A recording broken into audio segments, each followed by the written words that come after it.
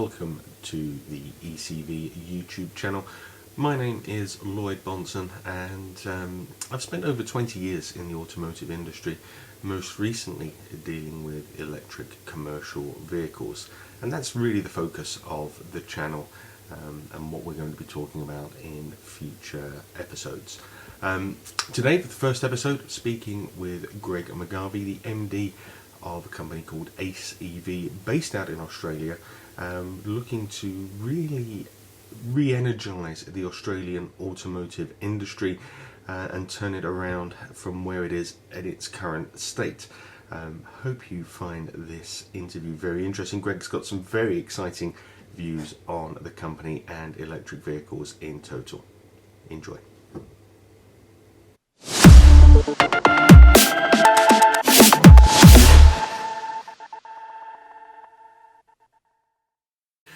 Welcome to the ECV Consulting YouTube channel, and joining me today is Greg McGarvie from ECV in Australia. Greg, thank you for your time. We've noticed here that there's been a little bit of a decline in the automotive industry in Australia, with General Motors pulling out and stopping the Holden brand.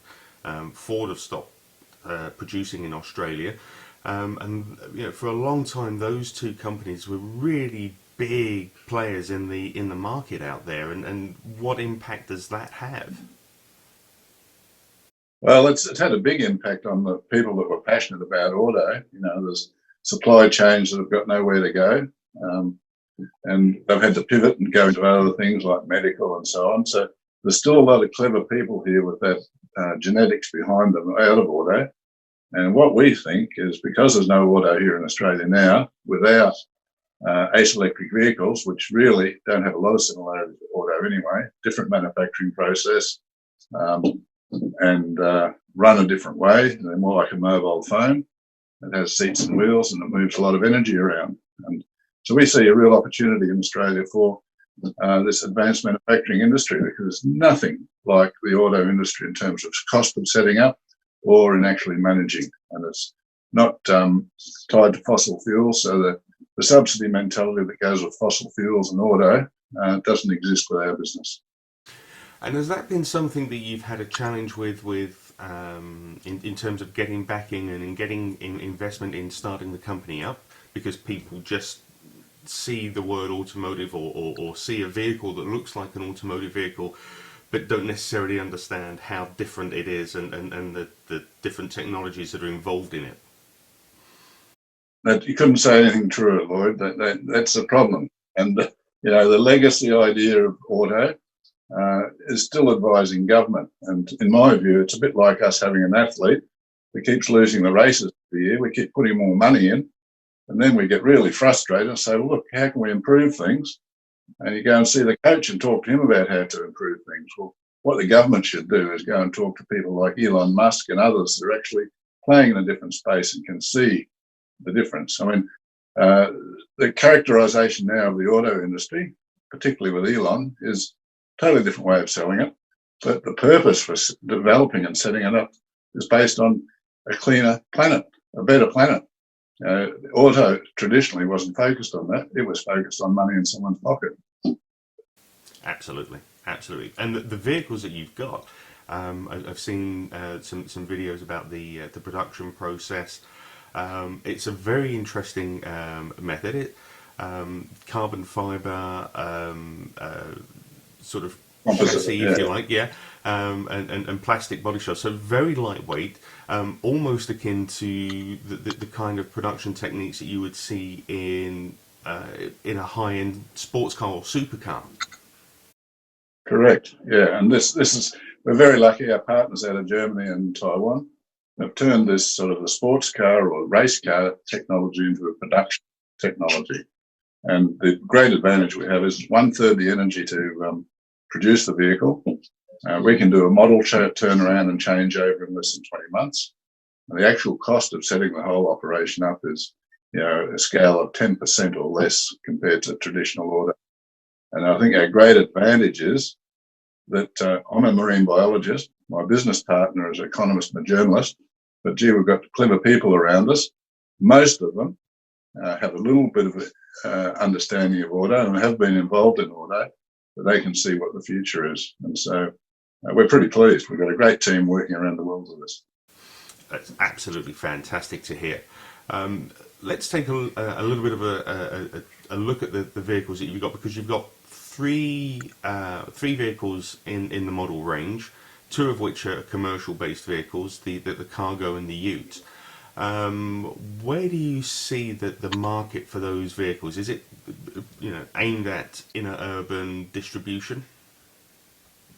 Yeah, look, and we questioned Charles at the start because it was totally different to the track everyone else was taking. But he said, stick with it. And he's right. We've got a light, humble business on wheels. It's light. It's good for last mile delivery. And it's so practical, in fact, that you could probably drive it into supermarkets because there's no exhaust fumes to worry about and do deliveries. But no, purposely, our view is we've got a humble van. It's not expensive. We want it to be a global solution. We're fortunate Australia has secured the rights for right-hand drive globally with our German and Taiwanese partners, so that's a big advantage. And production costs, much smaller, much simpler than the traditional vehicle. For example, the skeleton, which everyone else calls a chassis, the skeleton has 14 bones, and that's chemically welded together to produce a cage, which is 2 to 3 times stronger than the equivalent metal. But on then you hang the skins off it. And down the track, if you get a bit sick of the look of your vehicle, as long as it doesn't impact the ANCAP rating or the safety ratings, you can change the skins and have another vehicle using the existing skeleton. In terms of competition, what is the competition like out there in the Australian market? In the UK and Europe, sort of the smaller electric vans. We see a lot of electric cars. Commercial vehicles are just starting off. We've got the Nissan EV 200, sort of smallish van, probably about the same sort of size as your cargo. But there's not a huge amount else in that market. Is it the same out there in Australia? Yeah, it is. It is very similar. I mean, the more competition we have, the better, because what it does, it gets people used to the idea that EVs are around. The biggest issue, of course, is having just a few EVs in the marketplace and people looking at them, and first off saying they're too expensive, which they're not, of course, not ours anyway. And then the next thing they get worried about is the range, which is not logical. And the next thing is service, which again is not a realistic worry when you have our vehicle. So we're not concerned about competition. We would like more so that people start to understand that EVs are here. And what's the infrastructure like in Australia for recharging of electric vehicles? It's been a huge barrier, particularly in the UK, in a lot of areas outside of the major cities, London, Birmingham. Outside of those areas, it's been a real problem, a real barrier for people to convert over because the public infrastructure isn't there. Now look, what we've done purposely, Lloyd, our vehicle is designed to function like a mobile phone. What do you do with your mobile phone? Take it home at night, charge it in, charge it, it's ready the next day. Same with our vehicle, plug it into the power point in the garage, charges overnight, and you're in business. And the thing is that range anxiety, everyone gets worried about. Most people fill their car up once a week with petrol, drive around.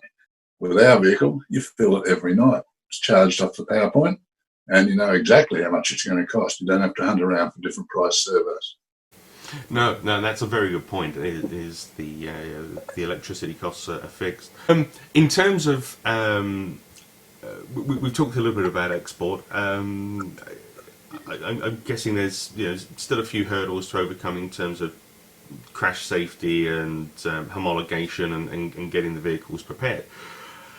But how are how far down the line before I can start to buy one of your vehicles here in the UK and we can start seeing them driving around over here? Obviously, you've got to get your Australian market sorted out first as well. That's going to be quite key. But looking at the vehicle, it would be really great to start seeing them driving around London and even the other parts of Europe. Well, we'd like to see that too. And interesting enough, we've had interest out of Ireland, Northern Ireland, in assembly and manufacturing, and even some interest out of the UK, but it hasn't developed any further. And I can understand why it hasn't, because we need to be able to demonstrate the ANCAP rating of the vehicle, and it's ANCAP 5 we're aiming for. It's already had crash tests, as you can see on the website, and we've just got to go through the process of getting that homologation and everything done in Australia. We've already had meetings with getting ADR compliance, and we don't see big issues there. The most complicated part of the whole deal will be ANCAP rating. Yeah, and that's always an interesting challenge for any manufacturer. So that'd be really good to start to see that, and interesting that Northern Ireland have shown an interest, because, as you say, it's a low cost way of getting into automotive manufacture. It'd be really great to see that over there. Yeah. Now listen, I'm going to have to warn you, my phone's showing 1% in the back. Greg, I think we've come to a really good point there. Thank you very much for your time. It's going to be interesting to see how everything develops with the ACE EV going forward, and we look forward to chatting again in the future. Just a sneak preview into the conversation that I was having with Greg McGarvie from ACE EVs. If you'd like to find out more, please go on to our Patreon website, where you can see the full interview. Sign up and you can get involved in further interviews that we've got coming up and have your say. Don't forget to like and subscribe, and hopefully you can join us again very soon.